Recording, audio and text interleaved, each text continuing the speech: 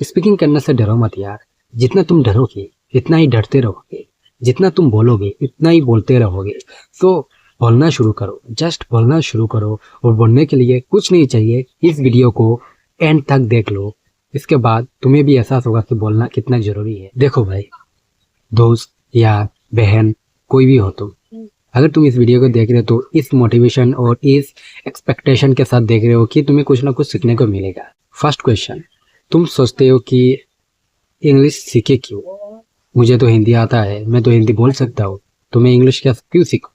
ये तुम्हारा अगर क्वेश्चन है तो मैं बता दूँ, ग्लोबल ग्लोबल छोड़ो भाई, मैं रो में जाता हूँ, ठीक है? रो बात करता हूँ अभी, कोई एडिटिंग नहीं है, कुछ भी नहीं, जस्ट रो। ओके, तो तुम अपने आप से कह रहे हो कि मैं इंग्लिश क्यों सीखूं? भाई तुम्हें बता दूं, ग्लोबल तो दूर की बात, तुम अपने एरिया से बाहर जब निकलोगे ना कम्युनिकेशन करने के लिए, तब तुम्हें पता चलेगा कि इंग्लिश का इम्पोर्टेंस क्या है। और आखिर तुम्हें फिर भी लगता है इन सब वैसे तो मेरे पास काफ़ी ढेर सारा रीज़न है इंग्लिश का इम्पोर्टेंस बताने के लिए कि तुम कम्युनिकेशन के लिए सीखो, तुम अंडरस्टैंडिंग के लिए सीखो, तुम गवर्नमेंट एग्जाम के लिए सीखो, तुम वगैरह वगैरह। There must be many things. Okay, ये सब के लिए सीखो। बट मैं तुम्हें जस्ट एक टास्क देता हूँ कि अगर तुम्हें अगर डाउट है ना कि तुम इंग्लिश क्यों सीखोगे, तो तुम एक काम करो, अभी जो वीडियो देख रहे हो इसे स्टॉप करो, घर से बाहर निकलो, जाओ कोई भी मॉल में काउंटर में जाओ और जाके बात करने की कोशिश करो, ठीक है? तो तुम्हें पता चलेगा कि कोई भी मॉल या कुछ भी, तो तुम्हें तब पता चल जाएगा कि इंग्लिश सीखना क्यों ज़रूरी है और क्यों नहीं। या तुम किसी टूरिस्ट के साथ बात करो, टूरिस्ट मीन्स जो इंडिया के अंदर है, इंडिया के अंदर ही है, पर वो लोग थोड़ा उनका जो मदर टंग डिफरेंट है। अगर तुम्हारा मदर टंग हिंदी है तो किसी बंगाली के साथ बात करके देखो, शायद उसे बफरिंग होगा हिंदी में बोलने में, तो तुम अगर इंग्लिश में ट्राई करोगे ना, वो इंग्लिश में ही ट्राई करेगा थोड़ा सा। और या तो तुम कोई किसी भी इंसान के साथ बात करके देख लो, तुम्हारे आउटसाइड में तुम्हें ये एक ना एक दिन या एक ना एक दिन तुम्हें एहसास होगा ही कि इंग्लिश का काफ़ी ज़्यादा इम्पोर्टेंस है यार। दूसरा क्वेश्चन कि इंग्लिश कैसे सीखे, मोस्ट इम्पोर्टेंट क्वेश्चन। इंग्लिश सीखने के लिए तो हमें इंग्लिश मीडियम में पढ़ना पड़ता है भाई। सच्ची बात बताओ, इंग्लिश सीखने के लिए तुम्हें इंग्लिश मीडियम में पढ़ना पड़ेगा।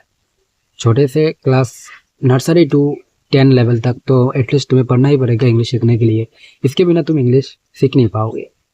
अगर तुम्हें स्पीकिंग करना हो, इंग्लिश मीडियम मस्ट इम्पोर्टेंट, तुम्हें इंग्लिश मीडियम से पढ़ना पड़ेगा ताकि तुम इंग्लिश सीखो। क्यों डिसएग्री कर रहे हो? हाँ, करना भी चाहिए, क्यों नहीं करोगे डिसएग्री? क्योंकि इंग्लिश सीखने के लिए वो कुछ नहीं मैटर्स करना पड़ेगा, वो कुछ नहीं मैटर करता है। ना ही मैटर करता है कि तुम किस मीडियम से पढ़े हो, ना ही मैटर करता है कि तुम्हारा एनवायरनमेंट क्या है, ना ही मैटर करता है कि तुम गरीब हो अमीर हो क्या हो। मैटर करता है जस्ट तुम्हारा पेशेंस, जुनून, और कुछ भी नहीं, डिटर्मिनेशन, और कुछ भी नहीं। सो इंग्लिश सीखने के लिए तुम्हें जस्ट 2 स्टेप करना पड़ता है, just 2 step, which is number 1, have to know the basics. You have to know the basics, तुम्हें बेसिक्स जानना पड़ेगा।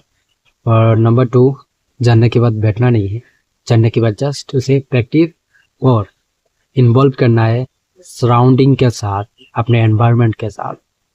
इंग्लिश मैंने जो गलती की ना कि मैंने सीखने के बाद इन्वॉल्व नहीं किया है, खुद को इन्वॉल्व नहीं किया सराउंडिंग्स और एनवायरनमेंट के साथ, वो मेरा बिगेस्ट मिस्टेक था।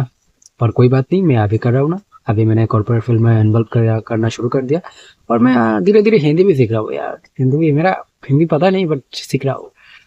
सो अगले वीडियो में मैं तुम्हें बताऊंगा कि कैसे शुरू करना है जर्नी स्टेप बाय स्टेप, और it will be it is just a motivational और जस्ट क्लियर पाथ वीडियो, तो ताकि तुम्हें भी पता चले कि इंग्लिश सीखना क्यों जरूरी है और इंग्लिश कैसे सीखे। और नंबर 1, इंग्लिश सीखने के बाद स्पीकिंग में ज़्यादातर लोगों को प्रॉब्लम आता है भाई।